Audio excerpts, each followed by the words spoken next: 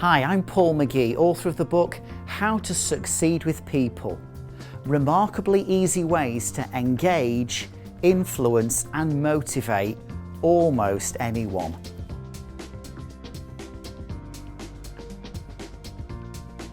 Have you ever had a conflict, a misunderstanding, a disagreement and wondered why things have escalated the way they have?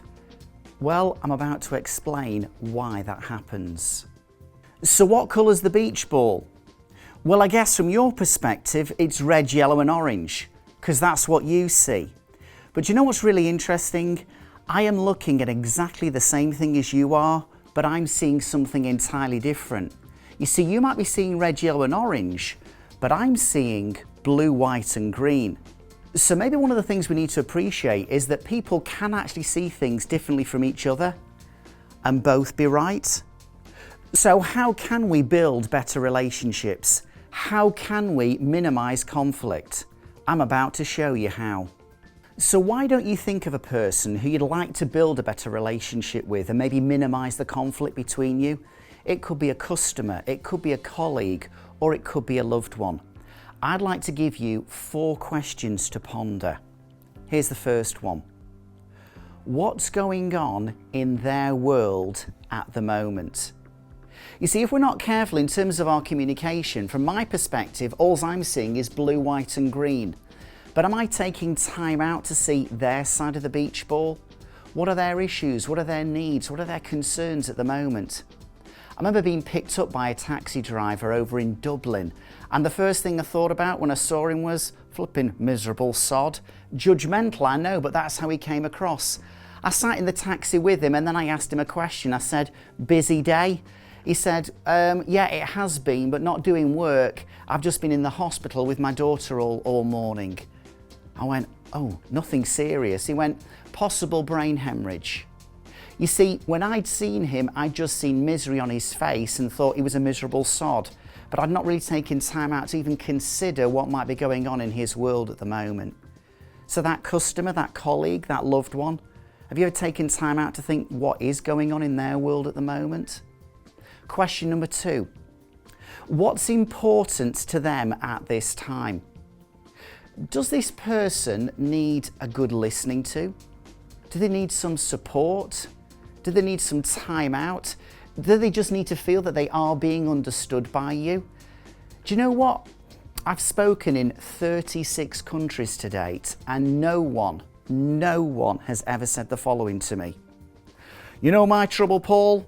I've had too much encouragement in life.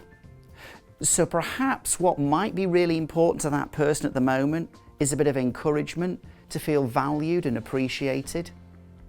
What's going on in their world at the moment? What's important to them at this time? Here's question number 3. Am I listening to understand or listening to defend? You see, you want to tell me your side of the beach ball, but if I'm not careful, I'm interrupting you and going, ah yes, but, ah yes, but, ah yes, but. You see, I've learnt this with my wife, who's also my business partner. There are occasions when she needs to sit me down and give me a little bit of feedback. And if I'm not careful, I'm listening to her whilst building up the case for the defence. Do you know what I sometimes need to literally do? I need to shut up and listen.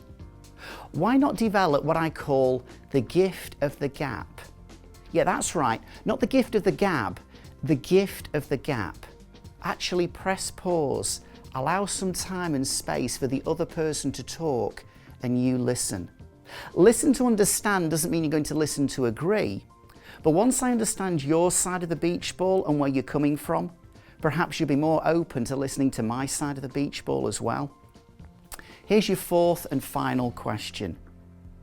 Have I clearly communicated my perspective?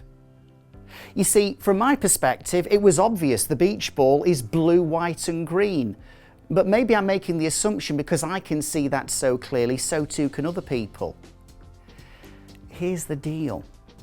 People are not mind readers. What your priorities are at the moment might not be their priorities. Maybe you need to turn that beach ball round and clearly communicate your perspective. So, will we eradicate conflict with these 4 questions? No. You see, to some extent, I think conflict is inevitable, but fighting is optional. And if we use these 4 questions, then I think we can reduce conflict and build better relationships. I wish you a lot of success.